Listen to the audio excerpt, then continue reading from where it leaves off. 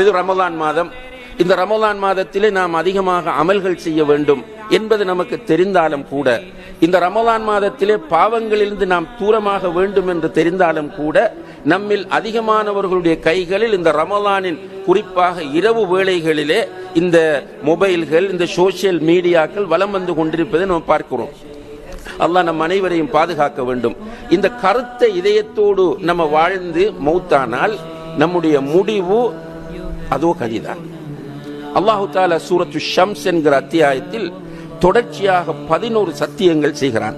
வஷ்ஷம்ஸி வதுஹாஹா வல்கமரி இதா தலாஹா வன்னஹாரி இதா ஜல்லாஹா வல்லைலி இதா யக்ஷாஹா வஸ்ஸமாஇ வமா பனாஹா வல்அர்தி வமா தஹாஹா வநஃப்ஸின் வமா ஸவ்வாஹா என்று 11வது சத்தியத்தை முடித்துவிட்டு அல்லாஹ் சொல்லுகிறான், கத் அஃப்லஹ மன் ஸக்காஹா, யார் தன்னுடைய இதயத்தை பரிசுத்தமாக வைத்திருக்கிறாரோ நிச்சயமாக அவர் வெற்றி பெற்றார்.